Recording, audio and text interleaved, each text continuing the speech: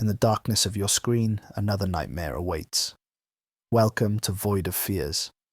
We've conquered 10k, but the shadows grow hungry for more. Our journey to 100k subscribers has begun. Every like feeds the algorithm. Every comment summons new victims. Every subscription strengthens what we're building here. Join us. Shape our future. The Void has room for all. Now, let's dive into tonight's story. I needed money. That's how it always starts, right? Some desperate decision, driven by an empty bank account and mounting bills. I'd been a college student at UC Irvine studying graphic design, with dreams of someday working for Disney's animation team. Ironic how things turned out. 3 months behind on rent, surviving on ramen, and the occasional free pizza from campus events. I was about to get kicked out of my apartment. My roommate, Dylan, had already started showing my room to potential replacements. That's when the job listing appeared on my feed, like some divine intervention. Night shift custodial staff, Disneyland resort, competitive pay. The salary listed was nearly double what other janitorial positions offered, $24.50 an hour for cleaning empty park areas overnight. It seemed too good to be true, as my mum would have said, but I didn't have the luxury of suspicion. I applied immediately, surprised when I received a call just 30 minutes later. "Mr. Morgan? Alex Morgan?" The voice sounded cheerful but strained, as if reading from a script while someone held a gun to their head. "We'd like to offer you the position. Can you start Monday?" No interview, no background check, just desperation on their part that matched my own. "That's incredibly fast," I said, still staring at my submission confirmation email. "We have an urgent need. Night shift has a high turnover rate." That should have been my first warning. Actually, my first warning came from Dylan when I told him about the job. "Dude, don't take it," he said, looking genuinely concerned. "My cousin worked night shift there last summer. Quit after 2 weeks. Wouldn't tell anyone why, but he started sleeping with the lights on." I laughed it off. "Probably just got spooked by the animatronics. They look creepy in the dark." Dylan shook his head. He wasn't the type to get scared easily. Military guy, you know? He just kept saying something about the rules and how they're not what they seem. But $24.50 an hour meant I could catch up on rent, keep my apartment, and maybe even start paying down my student loans. No ghost story was going to stand between me and financial solvency. "I'll be fine," I assured him. "It's Disneyland, not a haunted house." Looking back, I couldn't have been more wrong. Orientation was held in a small room beneath Tomorrowland. My first time entering the park through the employee entrance felt special despite the circumstances, like being admitted to a secret society. The underground tunnels, utilidors, they called them, were brightly lit and bustling with daytime staff, finishing their shifts. Mr. Peterson, a thin man with darting eyes and a perpetual sheen of sweat on his forehead, met me at a nondescript door, marked staff only.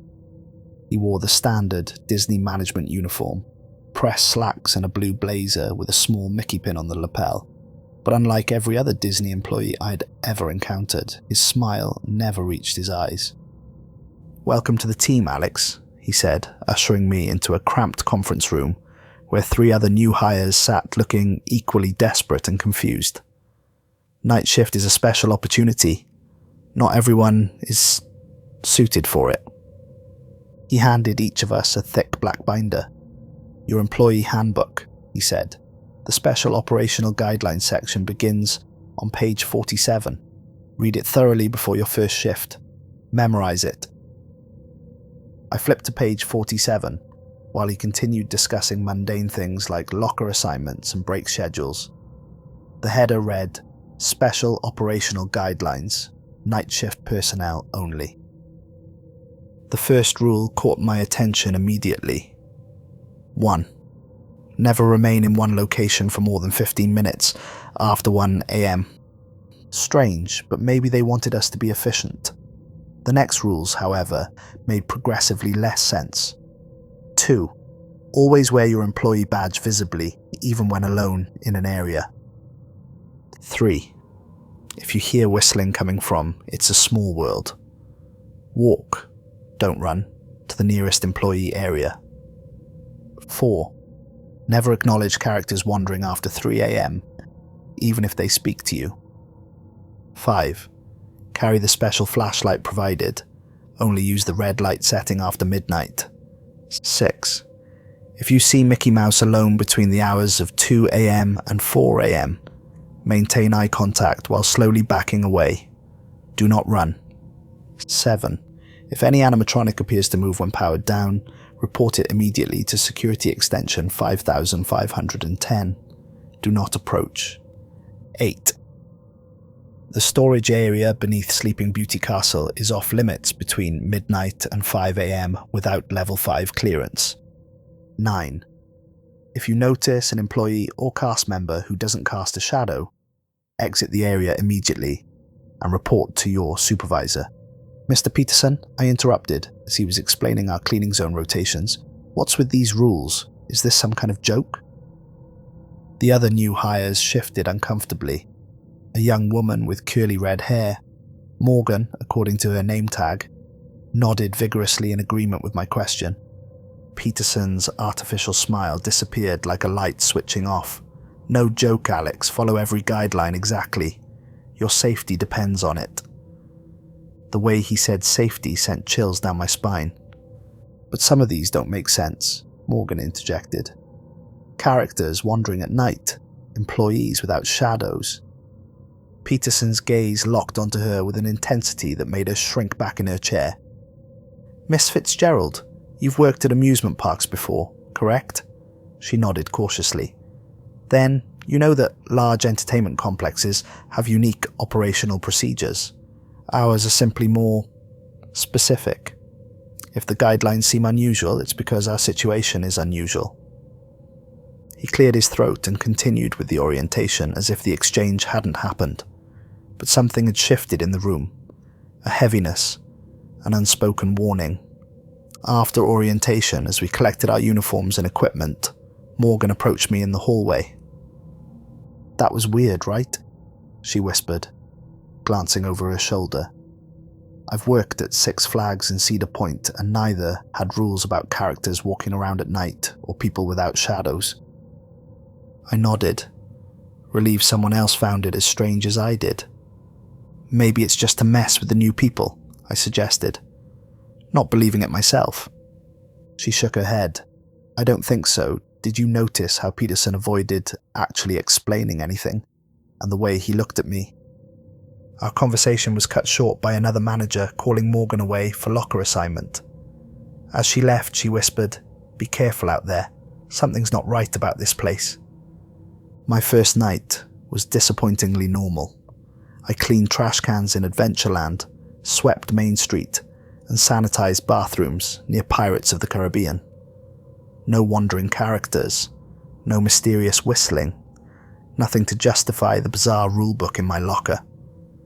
My supervisor for the night, a gruff older man named Edwin, barely spoke except to point out areas I'd missed. When I tried to ask about the rules, he simply shook his head and muttered, "Just follow them, kid. Don't ask questions if you want to keep this job." By the second night, I'd almost convinced myself the rules were an elaborate hazing ritual for new employees. The park after hours was certainly eerie. The empty queues, silent rides, and darkened storefronts had an undeniable creepiness to them, but nothing supernatural. I was assigned to Fantasyland that night.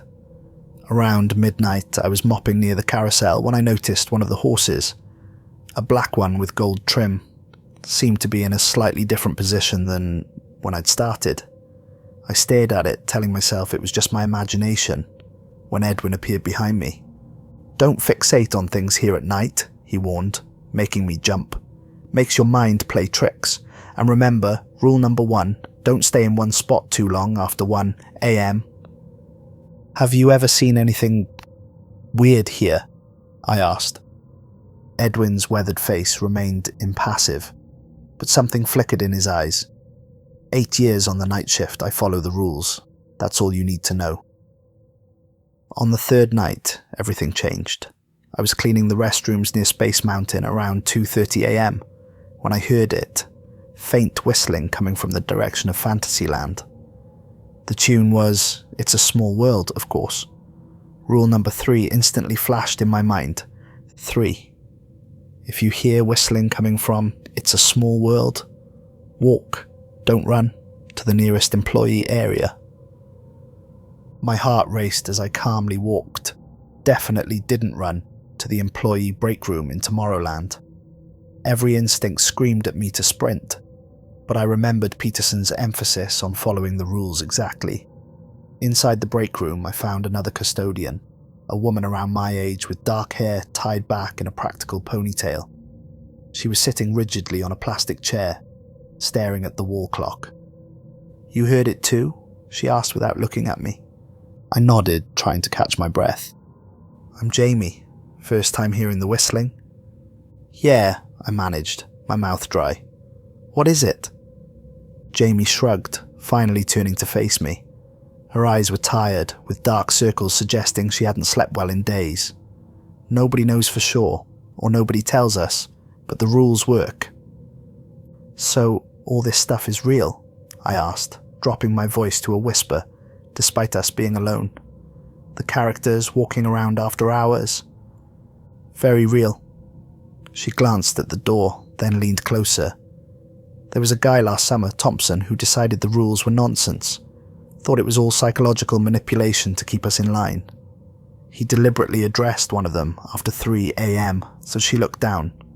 He hasn't been seen since. Management says he quit, but his car sat in the employee lot for weeks before it was finally towed." A cold knot formed in my stomach. "What about Morgan Fitzgerald? Red hair, started the same day as me?" Jamie frowned. "Don't know her.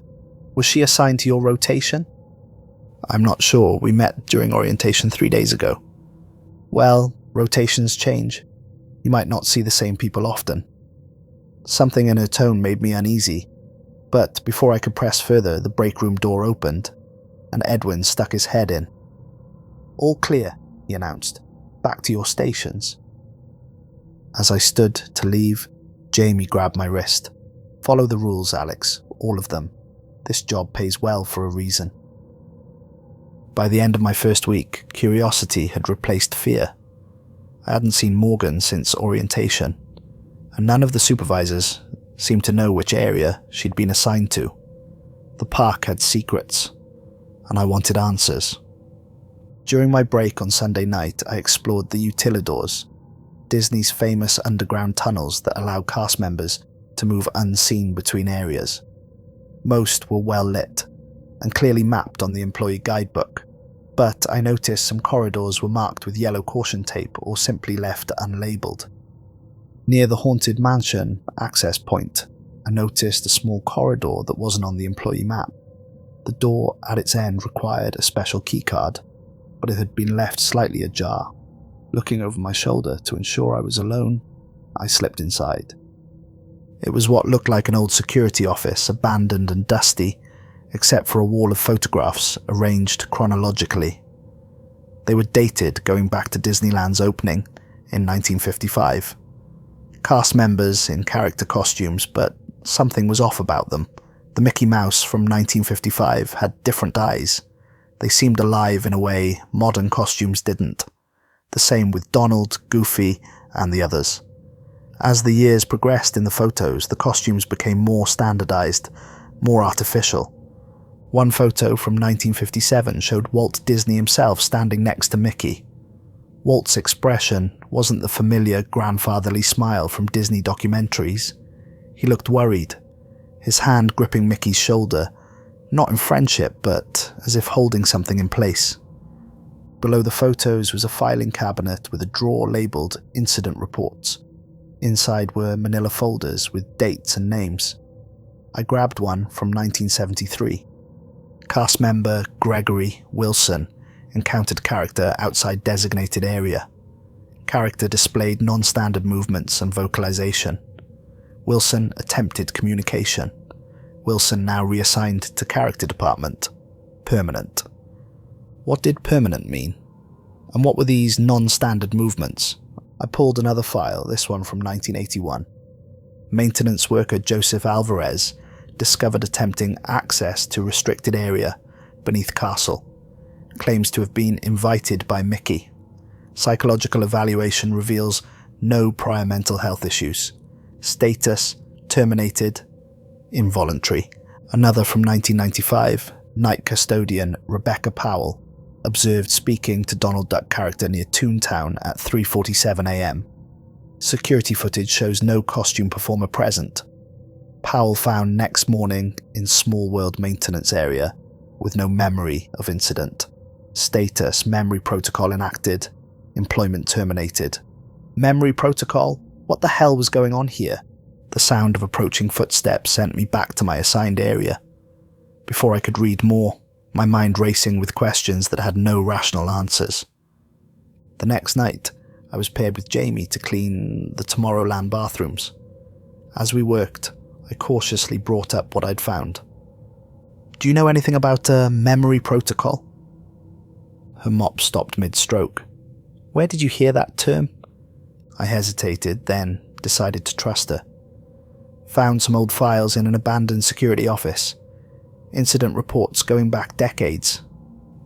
Jamie resumed mopping, but slower, deliberately. You shouldn't go poking around here, Alex. Curiosity is dangerous at night. But do you know what it means? She sighed, leaning on her mop handle. Just rumors. Some say if you see something you shouldn't, really shouldn't, they have ways of making you forget. Others say it's just a fancy term for firing someone and having them sign an extra strict NDA. And the permanent reassignments to the character department. Jamie's face paled. Don't ask about that, seriously. But no, her voice was sharp. Follow the rules, do your job, collect your paycheck. That's how you survive here. We worked in silence for a while before she spoke again, her voice barely audible over the sound of running water. I've been here 3 years, longest lasting night custodian in my rotation. Want to know how I've managed that? I nodded. I don't look too closely at things. I don't investigate strange noises. I don't go into unlabeled rooms. And I absolutely never, ever engage with anything unusual I might see. She fixed me with an intense stare. The rules aren't just arbitrary, Alex. They're survival strategies. Have you ever seen them? The characters? Jamie's hand trembled slightly as she wrung out a mop. Once, Goofy, standing in the darkness near Splash Mountain. He was wrong somehow, too still, facing the wall. I followed Rule 4 and pretended not to see him. She swallowed hard, but he knew I was there. He turned his head, just his head, not his body, a full 180 degrees, to watch me as I walked away. A chill ran down my spine. That's physically impossible in a costume. Exactly, Jamie checked her watch. It's 12:45, we've been here 14 minutes. Time to move. As we gathered our supplies, I asked one more question. What about Morgan Fitzgerald? Red-haired woman from my orientation, nobody seems to know where she is. Jamie froze. When exactly was your orientation? Last Monday. She shook her head. Alex, there wasn't any orientation last Monday. The last new hire session was 3 weeks ago. But that's impossible. Welcome to night shift.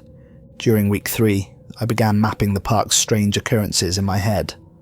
The whistling from It's a Small World happened precisely every third night around 2:30 a.m. Security cameras that should have covered certain areas were either non-functional or pointed in odd directions, not watching guest areas but specific corners or maintenance doors. Most disturbing was the castle basement.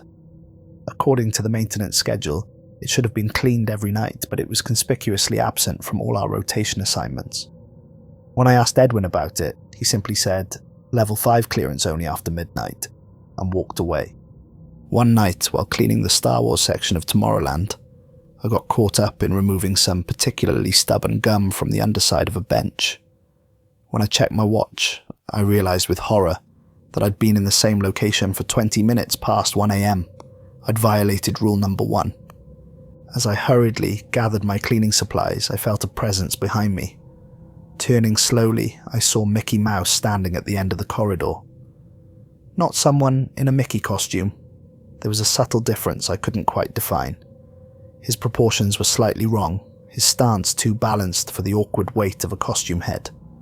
He raised a white-gloved hand and waved. The movement was fluid, impossibly smooth. I remembered Rule 6 and maintained eye contact while backing away. Mickey's head tilted at an unnatural angle, as though curious. Then he took a step toward me. Everything in me wanted to run, but I remembered the rule. Don't run. I continued my slow backward movement until I reached the staff door. Only when it closed between us did I break into a sprint through the utilidor. In the employee locker room, I found Jamie changing into her street clothes, her shift apparently over. "You okay? You look like you've seen a ghost," she said. "Worse, I saw Mickey. The real Mickey." Jamie's face went pale. "After 2 a.m.? I nodded. "You followed the rule, maintained eye contact while backing away?" "Yes." She sighed with relief. "Good. Those who run don't come back the same, if they come back at all." "Jamie, what's going on here? What are these characters?" She looked around nervously before lowering her voice. "There's a senior custodian, Frank, who's been here since 1975. He says the characters we see in the daytime are just people in costumes, but at night..." She hesitated. "At night, the real ones come out." "The real ones?" "The originals, the ones Walt made a deal with." Before I could ask what she meant, the locker room door opened and Edwin entered. Jamie immediately stepped away from me, her expression shifting to neutral. "Shift's over, Hayes," Edwin said to her. "Morgan, you've got Main Street trash cans for the next hour." As Jamie left, she gave me a warning look over Edwin's shoulder. The message was clear. Drop it. I couldn't sleep the next day. Jamie's words kept replaying in my mind. The ones Walt made a deal with. What did that mean? I spent hours researching Disney history online, looking for anything unusual in the company's past. Most sources recounted the same sanitized version of events. Walt's vision, the park's construction, opening day. But on obscure forums and abandoned blogs, I found scattered references to oddities. A maintenance worker's journal from 1968 mentioned active hours for certain attractions between 2 a.m. and 4 a.m., despite the park being closed. A security guard's memoir included a redacted chapter titled The Night Shift Agreement. A former Imagineer's interview contained a strange quote. Walt understood that true magic requires sacrifice. The park isn't just built on swampland. It's built on something else entirely. None of it made sense, but all of it reinforced the growing certainty that Disneyland harbored secrets far darker than overpriced food and long lines. When I arrived for my shift that evening, there was a new page in the rulebook that hadn't been there the night before. 10. If you hear your name called by a familiar voice, do not respond unless you can see the person's face in its entirety. I stared at the page, a cold sweat breaking out across my forehead. I hadn't told anyone about my encounter with Mickey. How could they know he'd spoken to me? "Disturbing, isn't it?" came a voice from behind me. I turned to find a janitor I hadn't met before. An older man with a weathered face and a name tag reading, Frank. "You're Frank? Jamie mentioned you." He nodded, closing his locker. "Been here since 75. Seen things that would make your hair turn white." "Like the real characters?" Frank studied me for a moment. "You've seen one then, and lived to tell about it." "Mickey, last night in Tomorrowland." "Ah, the big cheese himself." Frank sat on a bench, gesturing for me to join him. "Let me guess, you broke a rule, probably stayed in one place too long after 1 a.m. I nodded. "Rules exist for a reason, son. This place..." He waved his hand vaguely. "It's not what it seems. Never has been. What are they? The characters at night? Frank lowered his voice. The official term is residual consciousness manifestations. At least, that's what they called them in the 70s documentation I snuck a peek at. But that's just corporate speak for something they don't understand. Are they ghosts? Hallucinations? Neither. They're the original versions. The true forms that inspired the cartoons, not the other way around. I frowned. That doesn't make any sense. Disney created these characters. Frank laughed, but there was no humor in it. That's what they want everyone to think. The truth is, Walt didn't create Mickey Mouse. Mickey Mouse created Walt Disney. What? These entities, they've existed for who knows how long. They needed a way into our world, a conduit. They found Walt, a man with ambition, imagination, and most importantly, a willingness to do whatever it took to succeed. You're saying Walt Disney made some kind of deal with these things? Frank checked his watch. Shift starts in 3 minutes. I've said too much already. He stood, then paused. If you really want answers, check the utilidor beneath the castle. That's where it all started. But for God's sake, follow the rules while you do it. That night, I was assigned to clean Frontierland. Around 2:30 a.m., the power went out. Emergency lights activated, casting long shadows across the empty pathways. In the distance, I could see movement, multiple figures walking with that same impossible smoothness I'd noticed with Mickey. I ducked behind a trash can and watched. There were 5 of them: Mickey, Donald, Pluto, Goofy, and Minnie. They moved in perfect formation towards the center of the park. When they reached the partner statue of Walt and Mickey, they formed a circle around it. Mickey raised his hands and spoke. The voice didn't come from the costume head, but seemed to emanate from everywhere at once. "The boundaries grow thin," he said in a high-pitched voice that was both familiar and terribly wrong. "The agreement weakens. We require adjustment." From the shadows stepped Mr. Peterson and another man in a business suit I didn't recognize. "The terms remain the same," the businessman said firmly. "Joy freely given during daylight hours, containment during the dark." "The hunger grows," Mickey replied, his head rotating too far to one side. "The old bargain is insufficient." "We've increased park capacity by 15% this quarter," Peterson said quickly.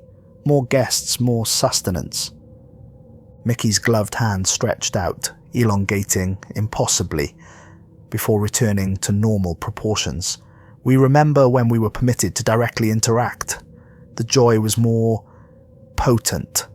"Those days are over," the businessman said. "After the incidents of 87, we established clear boundaries. Don't make us invoke the protocols." Mickey's permanent smile somehow seemed to widen. "Very well, but we will require compensation. Another for our ranks." The businessman nodded reluctantly. "We'll make the arrangements." Donald Duck suddenly turned his head in my direction, his eyes like black pits in the darkness. "We have an audience." I must have made a noise because Mickey's head snapped around as well. I ran, forgetting the rule in my panic. Behind me, I heard that terrible voice call my name in perfect mimicry of my mother's voice. "Alex! Alex, honey, where are you going?" I didn't answer. I didn't look back. I ran until I reached the employee break room in Adventureland. Locking the door behind me, my phone showed multiple missed calls from an unknown number. As I stared at the screen, a text message appeared. "Rule 6, don't run, tomorrow night, castle basement. 3 a.m, we need to talk." Peterson. He'd seen me, knew I'd witnessed whatever twisted negotiation had just occurred. My first instinct was to quit, walk out and never return, consequences be damned. But as I sat there, heart racing, I realized 2 things. First, I needed this job desperately. Second, I needed answers even more. The next morning, I went to the HR office to quit despite my midnight revelation. Self-preservation had won out over curiosity. The receptionist smiled too widely and asked me to wait. After an hour, Mr. Peterson appeared. "Alex, I understand you're having concerns," he said smoothly. "I quit. Last night was my final shift." His smile didn't reach his eyes. "I think you should reconsider. We're prepared to offer you a significant raise. No amount of money. Double your current salary, plus benefits, and a special assignment." I should have walked out. Instead, I asked, "What special assignment?" "Main Street. 3 a.m. shift supervisor, starting tonight." Every alarm bell in my head was ringing. That would break at least 2 of the rules. "Some rules," Peterson said carefully, "don't apply to certain personnel. Personnel with potential." His gaze was hypnotic, and I felt a strange compulsion as he spoke. Was this how it had started for others? For Thompson, for Morgan Fitzgerald, who apparently never existed? "What happened to Morgan?" I asked suddenly. "The red-haired woman from orientation?" Peterson's face remained perfectly composed. "I don't recall any Morgan Fitzgerald in your orientation group, Alex. Perhaps you're thinking of someone else?" "I'm not crazy. She was there. We talked about the rules." "Memory can be such a fragile thing," Peterson said, his voice suddenly gentle. "Especially for night shift workers. The stress, the isolation, the unusual hours. They can play tricks on your mind." The implications made my blood run cold. Had they already used this memory protocol on me? Were they gaslighting me now? "The offer stands," Peterson continued. "Double salary, Main Street supervision, starting tonight." I don't know why I agreed. Curiosity? Greed? Perhaps something else was influencing my decision by then. Whatever the reason, I heard myself say, "I'll be there." Peterson's smile widened. "Excellent. Report to the castle at 2:45 a.m. Oh, and Alex, no more running. It upsets them." That night I arrived early for my shift, determined to speak with Jamie before whatever awaited me at the castle. I found her cleaning windows near Pirates of the Caribbean. "I need your help," I said without preamble. "Peterson wants me at the castle basement at 3 a.m. Jamie's eyes widened in alarm. "You can't go. That's suicide. What's down there?" She glanced around nervously. "I don't know exactly, but Frank says it's where the original contract is kept. The agreement between Walt and them.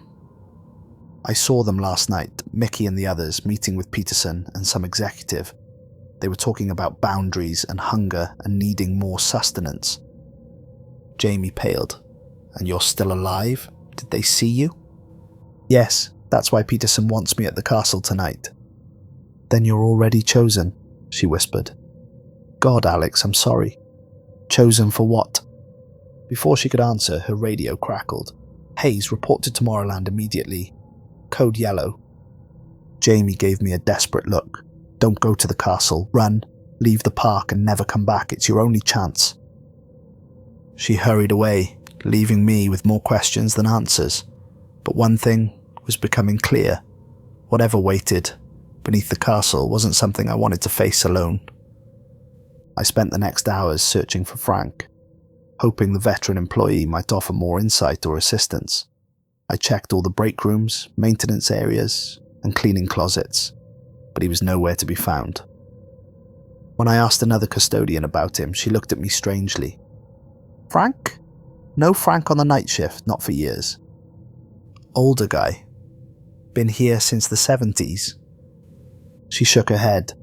Must be thinking of someone else. By 2:40 a.m, I was running out of options.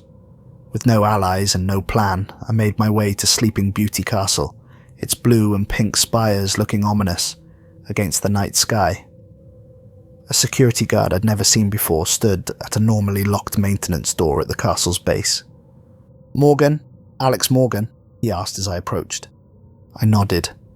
"Mr. Peterson is waiting inside. Follow the stairs all the way down." The guard unlocked the door, revealing a spiral staircase descending into darkness. With a deep breath, I stepped through. The staircase wound down much farther than seemed physically possible, given the castle's exterior dimensions. The temperature dropped noticeably with each turn, and the modern Disney surroundings gradually gave way to rough stone walls that looked centuries old.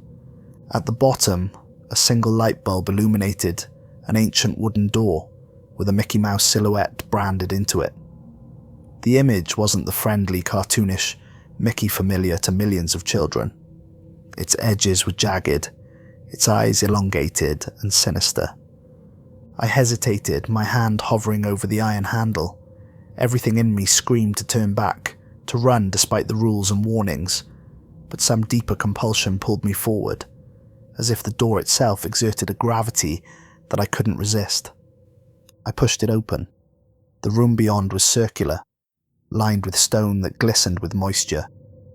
7 podiums formed a ring in the center, each bearing a large leather-bound book, and standing among them was Mr. Peterson, his back to me. "Right on time, Alex," he said without turning round. "I appreciate punctuality in my staff." "What is this place?" I asked, my voice echoing strangely.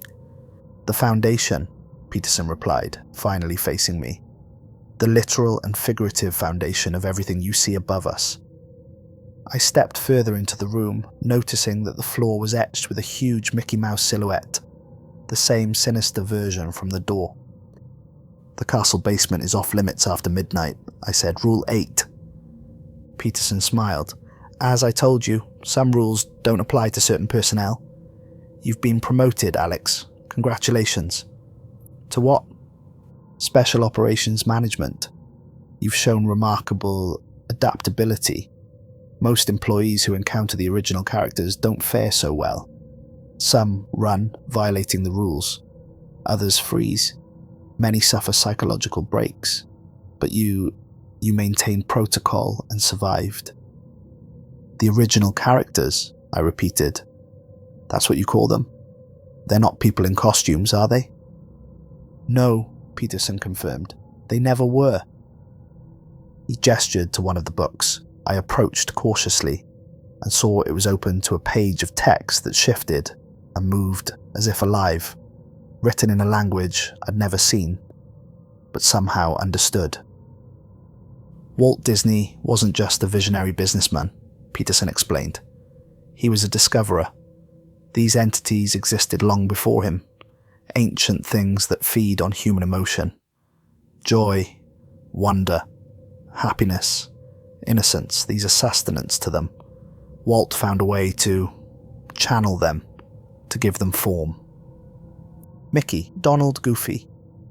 "Masks," Peterson said, "friendly faces to hide their true nature. Walt's genius was creating a place where humans would willingly, happily, provide the emotional energy these beings craved." I stared at the shifting text, fragments of understanding forming in my mind. A farm. He built them a farm with us as the livestock. Peterson frowned. A crude analogy, but not entirely inaccurate. The arrangement has evolved over decades. In the early days, the original characters were permitted more direct interaction with guests. The emotional energy was more potent that way, but something went wrong.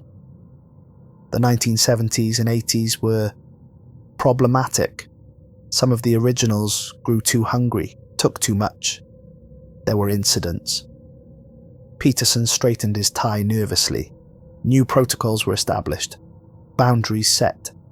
The originals are now contained during night hours, limited to residual emotional energy, except in special circumstances. Like what happened to Thompson and Morgan Fitzgerald? Peterson's expression remained neutral. Sometimes the originals require more substantial sustenance, and sometimes employees with particular qualities are selected to join their ranks. A chill ran through me as understanding dawned. The character department, permanent reassignments. You're feeding your employees to these things. Not feeding exactly, transforming, merging. Those chosen become part of something greater than themselves. It's considered an honor. The door behind me closed with a heavy thud. I turned to find Mickey Mouse, the wrong Mickey, the real Mickey, standing there. His proportions were subtly incorrect, his movements too fluid, his permanent smile somehow conveying hunger rather than joy. "We've been watching you, Alex," Mickey said, his voice coming from everywhere and nowhere. "You have an exceptional capacity for wonder, for belief." "Stay back," I warned, though I had no idea how to defend myself against whatever this thing was. "We just want to make people happy," Mickey continued, taking a step forward. "We want to share joy with the world. Isn't that what you want too?" "Stay back," I warned, though I had no idea how to defend myself against whatever this thing was. Mickey came closer, his movements unnaturally smooth, as if he were gliding rather than walking. "You've been chosen, Alex, a great honor, the highest purpose." Peterson moved to stand beside Mickey, his expression serene. "You came here looking for a job, Alex. We're offering you something far better, immortality, to be part of the magic forever." "I just wanted to clean bathrooms and pay my rent," I said, backing away until I hit the wall. Mickey's laugh echoed through the chamber, a sound like broken glass in a blender. "But you're meant for so much more. We've watched you, your curiosity, your resilience, your capacity for belief. These qualities make you perfect." "Perfect for what?" "Transition," Peterson said simply. "The original characters require periodic renewal, fresh perspectives, new energy. They choose carefully, and they've chosen you." Mickey's gloved hand extended toward me, stretching beyond normal proportions. "Think about it, Alex. To be part of the magic forever. To never grow old. To bring happiness to millions." His fingers were inches from my face. I noticed now that the glove had 6 fingers, not 5. Nothing about this creature was right. "All you have to do is shake my hand." A flash of memory hit me, the incident reports. Thompson, Morgan Fitzgerald, employees who disappeared after breaking the rules, permanent reassignment. "They're not real," I blurted out. "Morgan wasn't real, was she? I never met her at orientation. You put her in my head somehow." Mickey's head tilted at an impossible angle. "Perceptive. Morgan Fitzgerald joined us 2 years ago. Sometimes the newly transitioned seek out potential candidates. Her essence reached out to yours." "And if I refuse?" Peterson's smile faded. "That would be unfortunate. The memory protocol is our preferred alternative. You would forget everything you've seen. Return to your life with no recollection of the truth. But the process is imperfect. There are often complications." "Side effects," Mickey added, his voice dropping to a sinister whisper. "Night terrors, personality changes, obsessive behaviors. Many subjects find the partial memories more torturous than the truth." I glanced around the room desperately, looking for any escape. The only exit was blocked by Mickey. Peterson watched me with the detached interest of a scientist observing a lab rat. "You don't have much time to decide," Peterson said. "The transition window closes at 4 a.m. After that, memory protocol is the only option." A thought occurred to me. What happens if I just stay here until 4 a.m? Run out the clock? Mickey's laughter filled the room again. "Clever. But we've existed for centuries, Alex. We can be patient."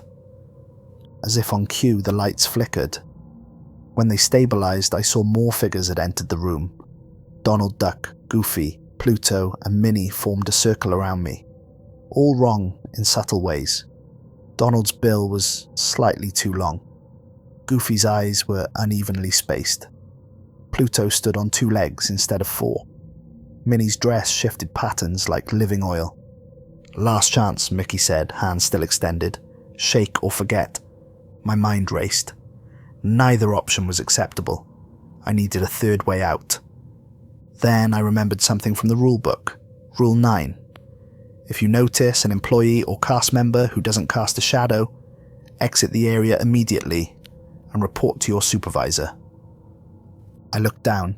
Neither Mickey nor any of the other characters cast shadows on the stone floor, despite the overhead light. "You're my supervisor, right, Peterson?" I asked, an idea forming. He nodded, confused by my sudden calm. "Then I'm reporting a violation of Rule 9. None of these characters cast shadows." I pointed to the floor. "According to protocol, I need to exit the area immediately." Peterson's eyes widened.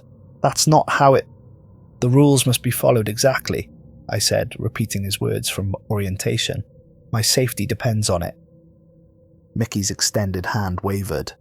The other characters looked at each other uncertainly. "The human invokes the rules," Donald said, his voice like gravel. "The rules are binding," Goofy added.